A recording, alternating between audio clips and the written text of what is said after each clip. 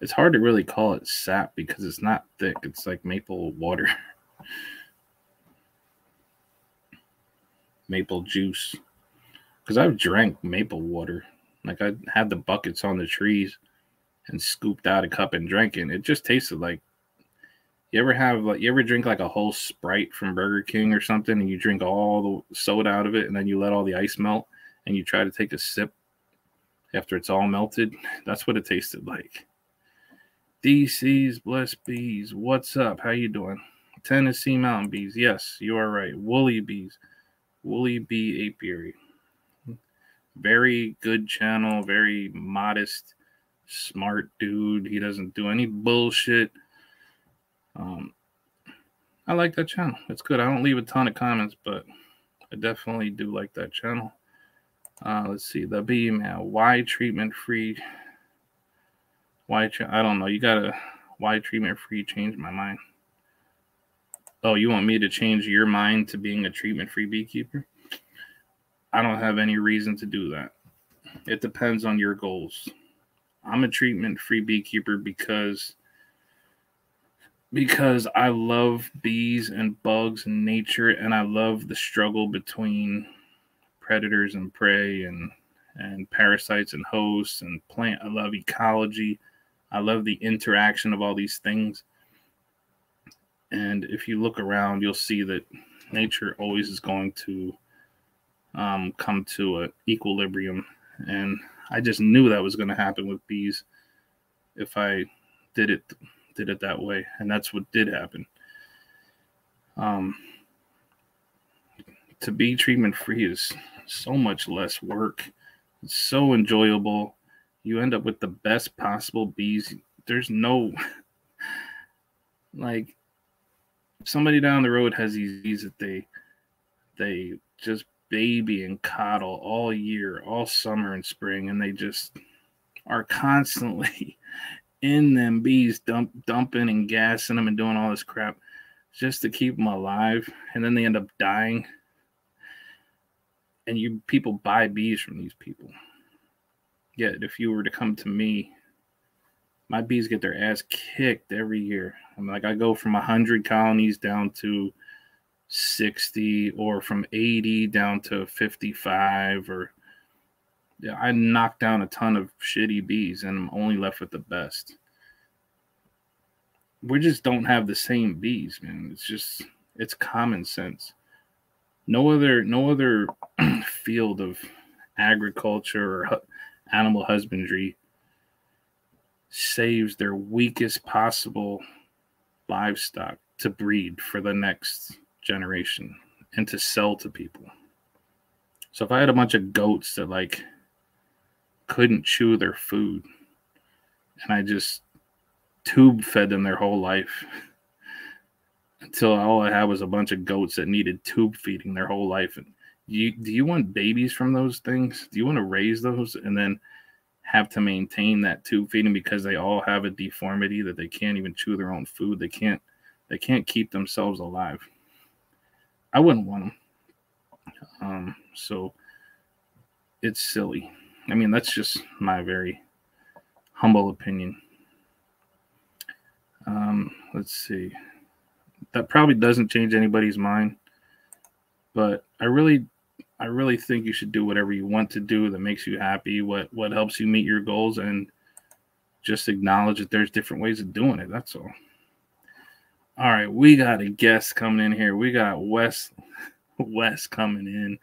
He's gonna go live for the first time. What's Hey, up? how's it going? Good. How are you on your phone? Yeah, I am. Maybe I can turn it horizontal. Yeah, turn it sideways. See if it fit. There you go. Now it pops. All right, now let me hit this thing. All right, that'll make it a little bit better to deal with. How you doing? I'm doing great. I'm a little tired. I'm up a little late past my bedtime.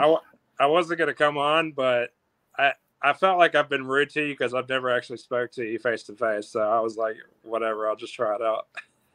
Nah, I don't think it's rude. I mean, going live is kind of intimidating. I know when I first did it, I was nervous as heck, and it's weird. And I still get nervous every time. Like, nobody's going to show up. What am I going to talk about? And yeah, all that kind of stuff is kind of nerve wracking. But your picture's clear as hell. I do not know how people get these clear pictures on these lives. It's a new phone. Okay, I always look like I'm like from outer space or something.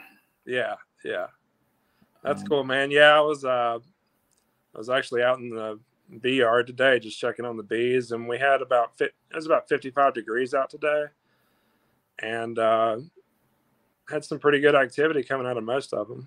So they're looking pretty good. How are your bees doing? They look good. I mean, this winter is definitely going to knock down more bees than normal for me, but you know me, I'm going to catch plenty. I'm going to split, and I'm going to do everything just to build them back up and just keep going. It's gonna be great. I did make a little video.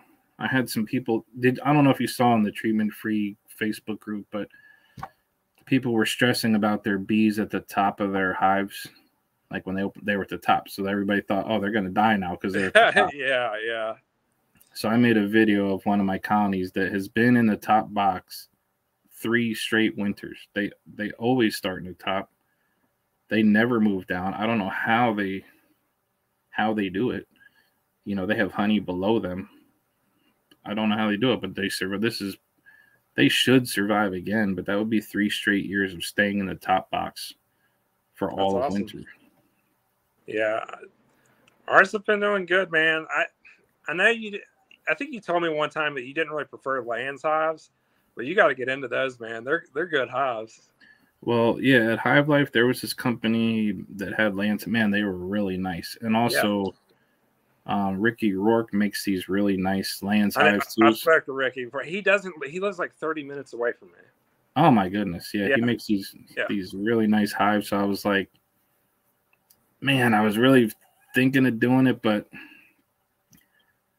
I would take a couple. You know, I would have a couple, but I could never I wouldn't want to have 100 of them because you got so much equipment with Langstroth. Well, not only that, I need to sell bees because I don't want to have 200 colonies. So for me to sell, you know, basically half my bees every year. Yeah. And they all want Langstroth equipment. But for my own personal bees, you know, I could probably keep a few of like my favorite genetics, one from each line and at Lands. It's cool. I mean, I like them, but the few that I were in, they weren't really built correctly, so they were hard to manipulate. Yeah. So it was a bad experience. But yours seem like, when I see your videos, they seem to come up. You know, you can get the frames out pretty easy. Everything looks pretty good. Yeah, I'm very picky when it comes to making hives level. Like I make sure they are, you know, level both ways. And because we do that and we're so strict about it, we really don't get that much cross comb at all. And, you know, we'll put our Lands frames in there. You've probably seen it in our videos, but we just put like an inch strip of foundation at the top and the bees do the rest. And it's really easy. Yeah. And then, so you just insulate under the lid, right? Because I forget, do you have like gabled roofs on yours? Yeah. So we have 2 systems. So the hives that have gable roofs, they have about a 3-inch area right under the roof itself that is filled with wool. So that's the top layer insulation that they have. We do have some hives that just have a standard top and it doesn't have that much insulation on the top. But really, we just fill the empty space with straw in the wintertime, and it's pretty easy. Huh. All right, hold on. I think I might have Rodney Middleton on here. I don't think I've ever seen Rodney Middleton come. Hold on, but I don't see a picture. Are we going to have 3 people on here? I don't see a pic. Maybe it might not be set up. Oh, there's Rodney. What's up, man? You're frozen. Oh, no, but I don't see a picture. Yeah, I'm not sure if the connection is working there. Man, that thing is really zoomed in on me. I can hear, but I can't. Yeah, I'll give him. I'll remove him for a minute and let him when I see that picture down there moving around a little bit, then I'll know it's okay to bring them back up. All right, now I see it moving a little bit. Let me try them again. See if it works. It might just be my computer. I don't know. It's kind of old.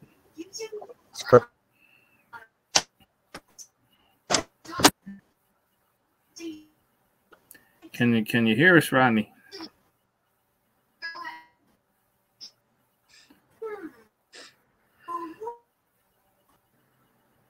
Yeah, it's not working. Oh, we'll try again. We'll try again some other time. So, for the most part, did you feel pretty good at Hive Life? Like I hope nobody was too rude about the whole treatment-free thing. You know, I hope people were respectful and stuff. I did watch the rest of your video, and I saw, you know, the guy that was talking about you always driving his truck and everything, and you know, I hope people were pretty cool to you at Hive Life. Everybody was totally cool to me. There was zero stress at all there. I had a good time. You know, like I said in the other video, a lot of the speakers just weren't interesting to me because, you know, they're just talking about something. Let me get rid of this thing. Shoot. Let me get stop screen. Okay. You know, they're just talking about basically commercial beekeeping. It was really focused around commercial beekeeping and sideliner, like bigger sideliners. That they were just talking in terms and scales that would make no sense to somebody that just enjoys, you know, 4 or 5 counties at their house. So a lot of times I just couldn't believe it, like what they were talking about. And they were talking I'm sure about there like, was, yeah, sorry. Oh no, it's okay. The one guy was like, yeah, so I produce 30,000 pounds of honey every month for some brewery, some meadery or something like that. And he just kept going on about that. And I'm like, when are you going to start talking about something that like normal people can relate to? Yeah, it was a little strange. Definitely. Then they had a guy talking about, which it was kind of interesting, but he was talking about overwintering bees in a place that was so cold and like so far north. Almost nobody could relate to that because this is a beekeeping thing down south. I don't know. I couldn't really relate to a lot of them, but the Dirt Rooster was funny as hell. To him and Mr. Ed and Fred Dunn just tearing each other up. That was hilarious. That was funny. I was dying watching. Good guys. Yeah, they're cool. They're real cool. Yeah, I want to go there. You know, I don't feel like the kind of styles we have are necessarily what a lot of those beekeepers are looking for. And I feel like a lot of people there would probably, I don't know. I'm not saying they would, you know, raise hell about it, but you know, I mean, you know, being a treatment-free beekeeper, we definitely get a little flack sometimes. So I don't think there was any. You know how beekeepers are. Every single person in that place, probably me included, thought that they were the shit. Like they were the king of beekeeping or the queen of beekeeping. That's just how everybody thinks. They can't deny it. When they walk around, they think they know everything. Just like me. Sometimes I think I know everything. But there wasn't really, to a few people, they would tell me, oh, we have a great deal. I'm looking at lids or something. They're saying, oh, we have a good deal on Vapo Rub, whatever the hell they put in their hives. And and I'm like, nah, it's okay. I don't use any of that stuff. Oh, what do you use? I said, I don't use anything. I've never treated bees. And the conversation was kind of like, oh, okay. It wasn't a big deal. I didn't get into any arguments. That's good. Nobody tried me. I mean, they don't even try me on here. Why would they try me in person? Yeah. So Wes's channel is called, what's the actual name of the channel? I'm blank right now. Our YouTube is Secure Acres Natural Bees. Okay, yeah, Secure Acres Natural Bees. And we are beekeepers in the mountains of North Carolina. Yeah. Let me see. So the bee man agrees that I do act like that. But I mean, there's a difference between, when you're talking to somebody who kind of has an idea what they're talking about, and when you're talking to somebody who has absolutely no clue what they're talking about. At least I tend to.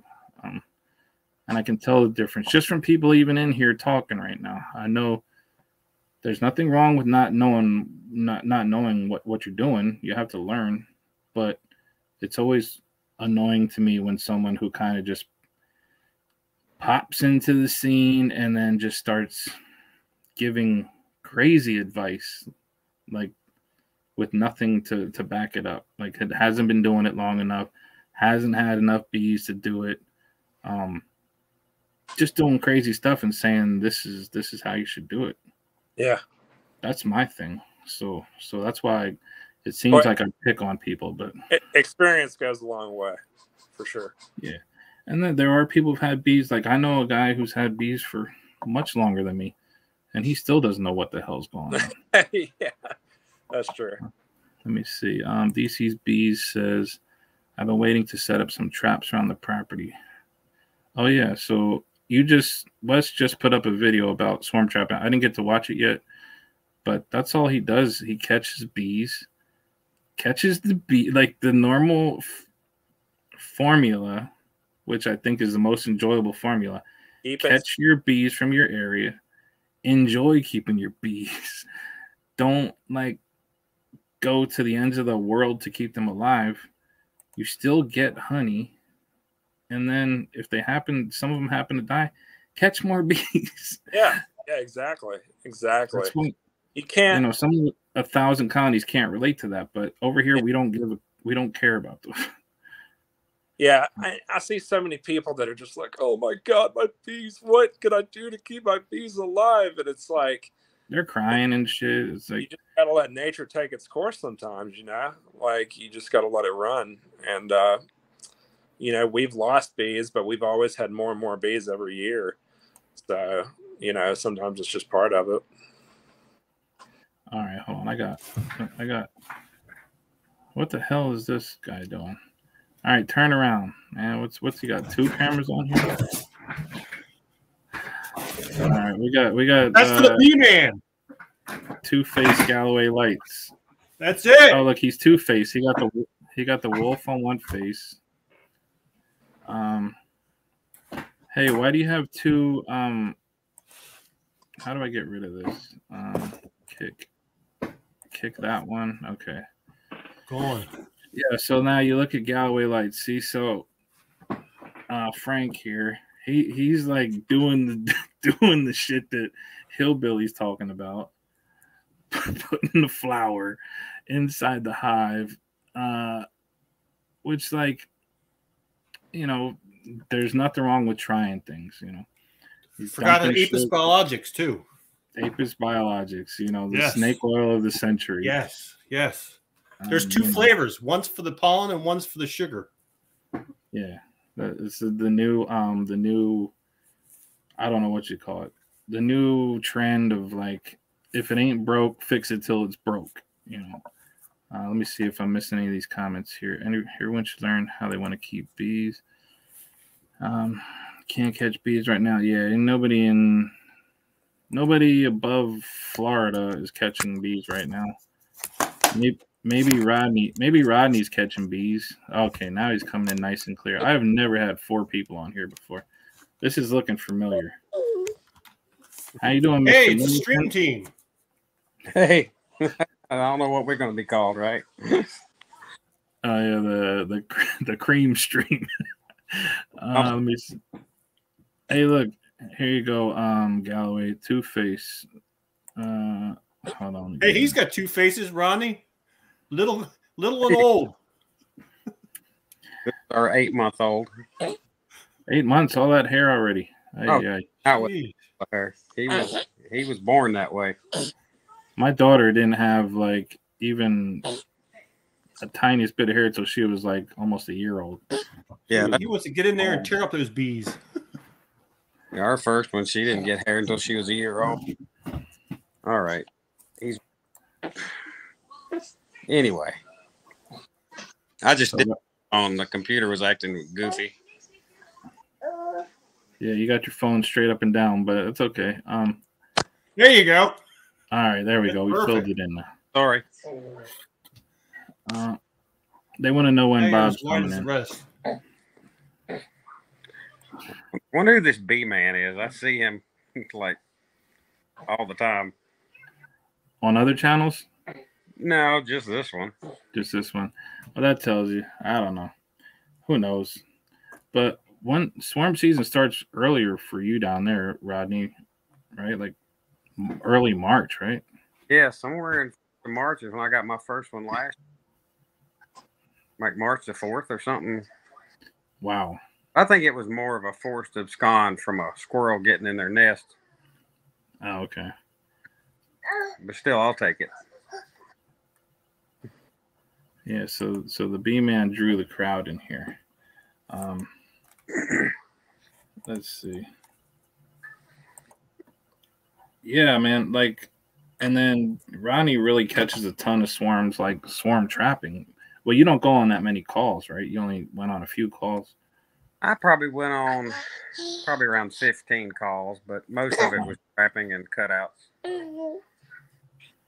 Yeah, I actually got a call about somebody replacing a roof today.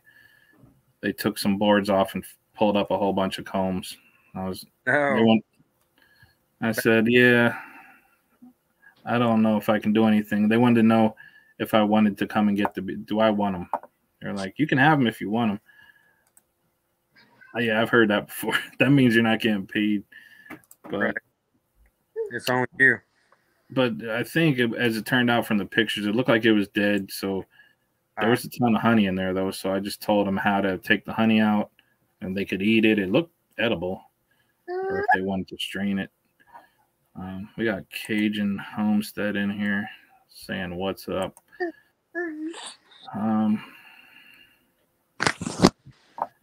So what's going on over there, Frank? Like the one died, right? That one that you had. Yeah, I tried the Apis Biologics in there in like 3 days. I was going to try it, but they never even got a chance. They were dead before I even got to try it. So I was thinking, well, if it had a chance, we're going to give them the before that was just sugar water. They were a small 2 or 3 frames of bees. But I had water go down through the center. I'm trying to do like this insulated hive thing. And I'm trying to encapsulate it in aluminum to try and keep the bees from chewing on all the foam, because they start nesting inside that and the ants start to go in there. And I don't know what else was in there. Something else was chewing in there last year. I'm like, you hear creeping things. It's like, what's in there? They're making nests. Somebody. So.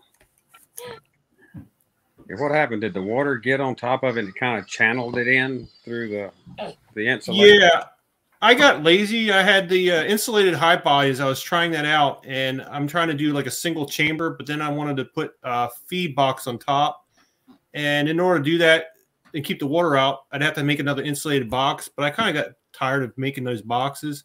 So I decided to just use a single uninsulated box and see what it's going to be like anyway later on when I put supers on. Is the water going to go down inside? And it did. So I tried putting like the bubble wrap in there to try and keep the water from going down through the center, and apparently it still got in. So I've got to come up with another way. If I put the supers on, then I'm going to be able to put the supers on and not have the water go down the center. Yeah, new plan. Yeah. DC says put a roof on it. I don't know. I know Vinyl Farms has a taper on the edge of his to keep them in. Vinyl Farms. I can tell what channel you've been watching by saying Vinyl Farms. Vino. You've been watching Peaceful Mind too much. Yeah, but he won't let me respond. That's the only thing that gets me. You can't comment. No. Oh, stink. It's turned off. Yeah. He's got comments turned off, but it's David Durga. You can just look him up, his phone number. You can give him a call, David Durga. All right. Just give him a call. He probably would like a phone call. You could send him a letter. I've looked him up. In a couple of his videos, he holds up a piece of paper right up to the camera. It says his full name and address and phone number. Which, yeah, like he's like, look at this. He's screaming his head off. Now that happened to a buddy of mine's channel one time. He showed a phone number written on a piece of paper by accident, and the problem was he had 200,000 subscribers. So, oh man, he started getting phone calls. His phone just started ringing off the hook over and over and over again, and he didn't know why. Yeah. I'll be back. I got to go put him to bed. All right, thanks for stopping in, Ronnie. No, Or I just got to put him. oh, okay, you'll be back. All right. Night. Okay, so they say first video of Rodney's, he used some nice nukes. DC is a lazy beekeeper. That's me.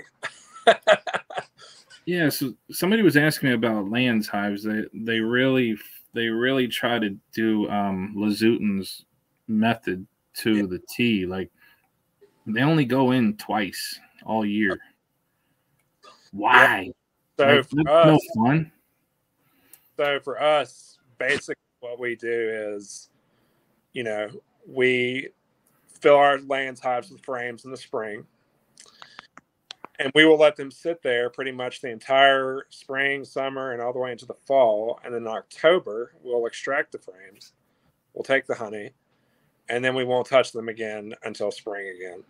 And so basically every year, the most we go into our hives is about twice a year. Yeah, that's not enough for me, man. I know it's easy.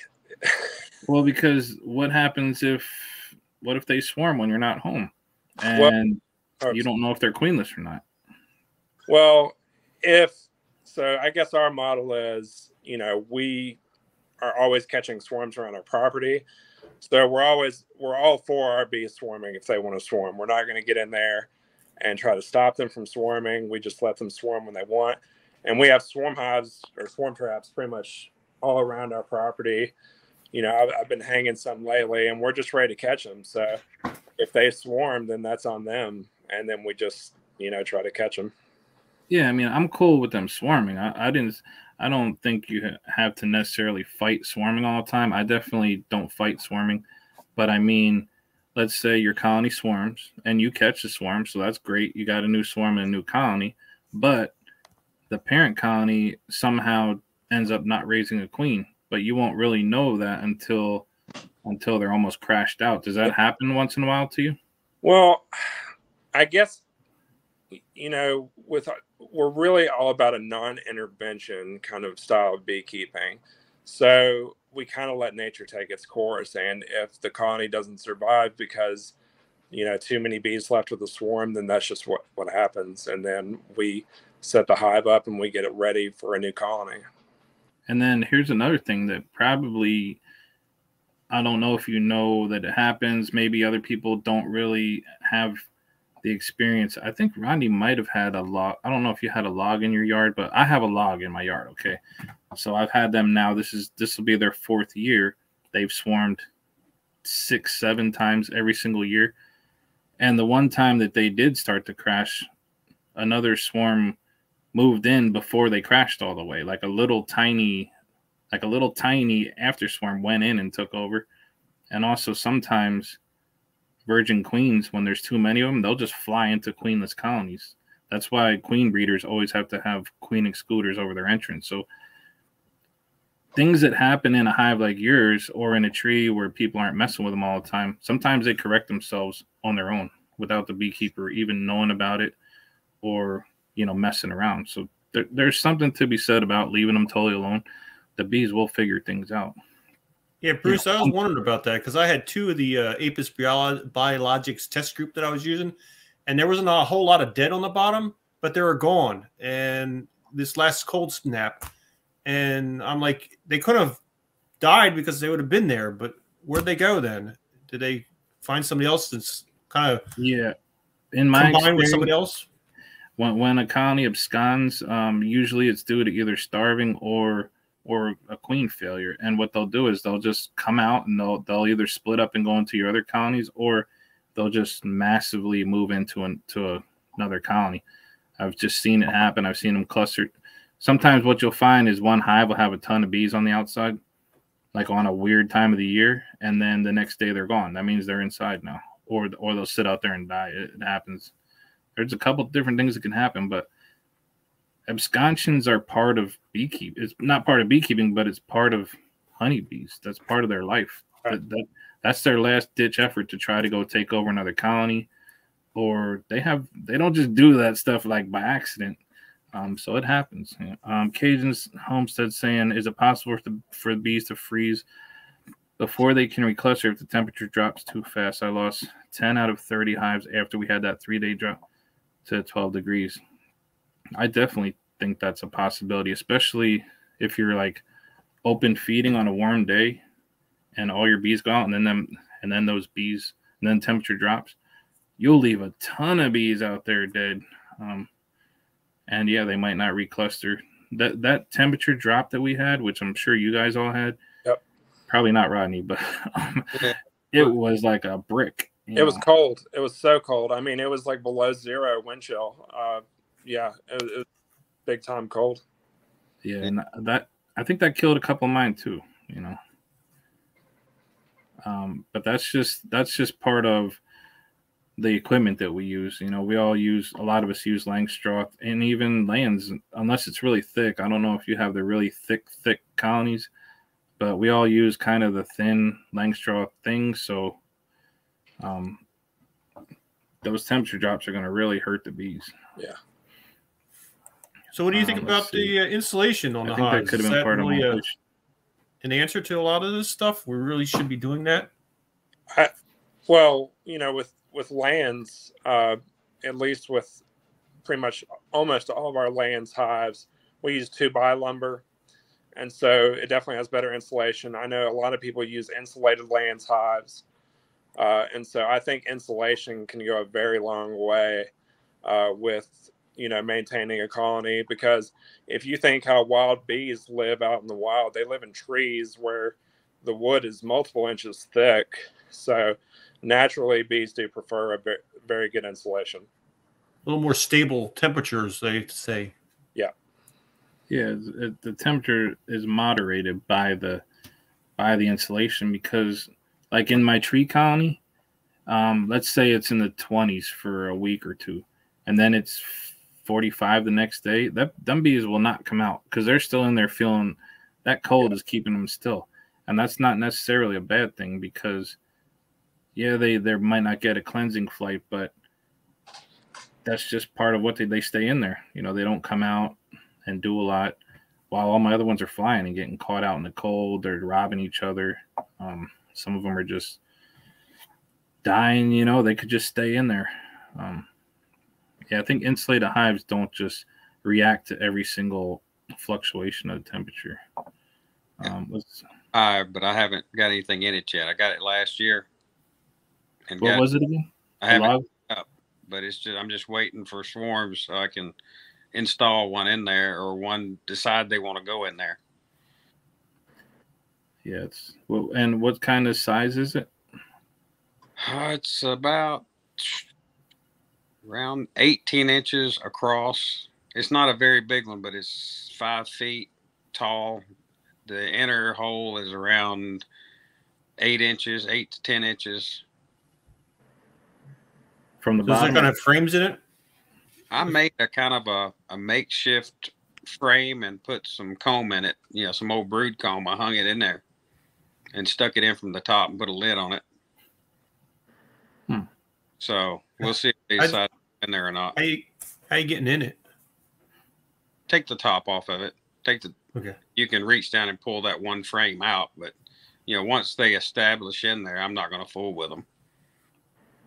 It'll be like Bruce's, just sit there and just do what bees do. Hey guys, they won't let us do that. Sorry, I got to hop off for the night, but it was fun talking to y'all. Yeah. All right, Wes. Take care. We'll see you on the next one. Enjoyed it. We won't touch you for a day. Let me see. So Cajun says, Cajun Homes. I think they were small from mites and the cold finished them off. That's definitely a possibility. That's why I love winter, because It's just winter, especially here. I don't know where. Oh, they're not even down there. It's not as cold as up here, but up here, you got the mites trying to kill them and the cold.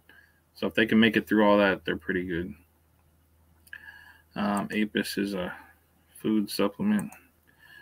Is it? I mean, I don't know. I looked at all. It's the same ingredients in 3 different things with 3 different names. I don't know.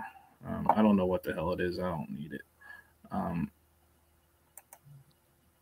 DC's asking you if the box was wet, or maybe he was asking Cajun Homestead. Was your box wet inside? Well, Frank, that dead one. The one that died, yes, it was soaked. You can that's actually right. see right down the center. You can see like a streak mark. They had water constantly. Yeah, I knew it was happening, but I kind of wanted to see whether it really kills them, because people tell me that wet bees die. But yeah, that one. I did the Bruce thing. Let them fan it out. Yeah. And they had several frames on the sides that were filled with water, as if maybe they were packing it in the comb. Like the first couple of frames around it were soaked with like water in all the cells, and then the outside frames were completely dry, no water at all. So I don't know if they were moving it off to the sides or. Very interesting. Yeah, I had somebody going back when I kept bees in a junkyard, like around a junkyard. Some kids must have, or I don't know who did it, but they ripped all the lids off my hives, and they took the ratchet straps. I had ratchet straps on all my colonies. They took the straps, and then took the lids off and just tossed them. They were all just laying around, and then there was a foot of snow on top. So they got wet in there pretty good, but it killed a couple of them, but it didn't kill them all. But yeah, water's definitely not good on them. I don't remember that being a really bad winter, but we did have a lot of snow. Yeah, I know that Canadian beekeeper up there had quite a bit of wet hives, and they survived some of them. Shook them out. You could see them shake them out, and they recovered. Talk about Ian up there with the floods. Yep. Yeah, they were floating down the river. Yeah, we don't get. I just can't believe they made it. You know, you see right in the like inch or so, they were all squished up in the top trying to live. Yeah, I think he caught time. Yeah, they weren't that wet for very long. Yeah, now that I think of it, I did have 2 flooded out. One I just had in some low-lying area, and they were dead. And then when I went into the box, they were in a single, and all the way up to the top inch, it was all like muddy. Yeah, they died. And another one, but so I don't keep bees there anymore. I don't think so they're not the California bees, huh? Yeah, I don't know what the heck they're doing out there. I mean, they don't swim. Yeah, I talked to one, and he said that his bees were fine, but he was helping other people get theirs out of the flooding areas. Jose, I'm sorry if they said Juan, but Jose. Yep. Yeah, he's out in California too, right? Yeah, he's a California beekeeper. He's the one that's always running away from fires. Yeah. Now he's running away from floods. Yeah, I haven't seen that. I haven't watched that channel too much. I don't. Commercial beekeeper. I really maybe I got to watch it a little bit. I don't really know what he does over there. For some reason, I can't watch the Canadian beekeeper channel because I just don't get it, man. I just don't. It's mostly, and it's called a vlog. It basically is called a vlog. So it's not really showing, just from the little ones that I watched, there really wasn't much showing you how to do anything. I don't know. Well, what do you guys think? Is it good? Is that a good channel or something? I don't know. He had some where he was talking about how he set up his cells, his cell builders and stuff like that. I don't see that much anymore, you know, like he did back in the beginning. Yeah, I didn't. Controlling everything. That's what I get out of it. I mean, if you have to, you can actually make something live where it normally wouldn't. Right. The extremes. You have I- bees in a I'm- building. Yeah, I almost thought, well, why don't we do a greenhouse and we just control the vegetation and everything during the dearth times and open it up and let it be free to roam when it's nice out. Keep your bees in a greenhouse. Yeah. Well, that'd be tough. That would be a big greenhouse. Yes. And then they kind of need the sun to orient back to their hive. So, I mean, maybe the biggest greenhouse in the whole world might be able to handle like one colony, like a single, but I don't know about much more than that. Like those crazy people that lock themselves up in a greenhouse. I don't remember what it was, and they just lived there for like a year or so. All the air stayed in, and supposedly no food goes in or out. And yeah, that was what was that? The biome. Yep. Yeah, I remember that. Oh man, how long have I been on here? Oh, an hour and 12. All right.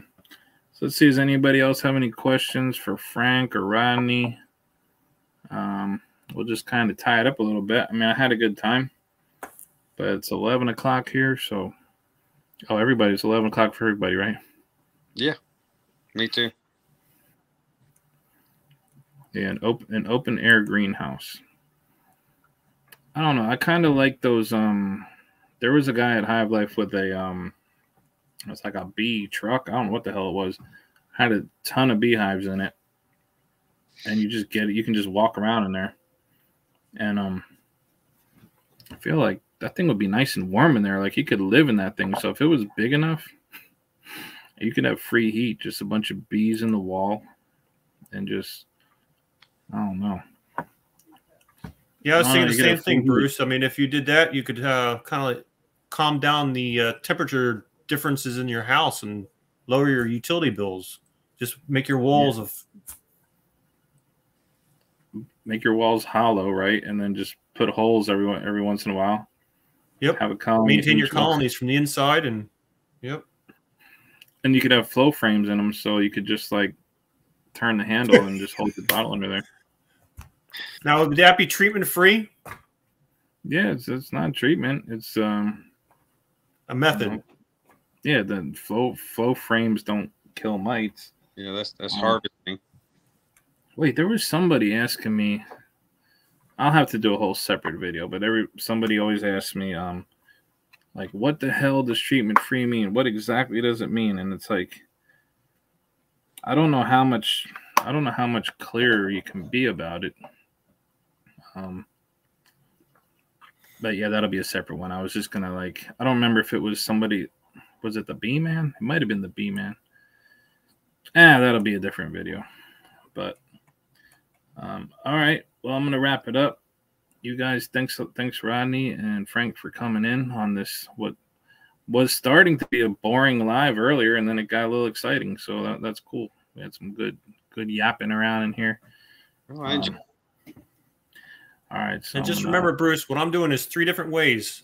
I have 4 hives that had Apis biologics, 4 that didn't, and then 4 that are insulated, and then 1 tree. So the idea is prove, instead of, letting everybody tell me what works, what doesn't work, show me what's going to work. And that's my philosophy on beekeeping is just test things out and see what works. Yeah, the tree will outlive them all. I haven't opened it. I'm trying not to mess that one up because I want to see if it's true or not. But yeah, I don't know. My tree's doing great. I can't wait for that thing. I can't wait for that thing to just pop in the spring.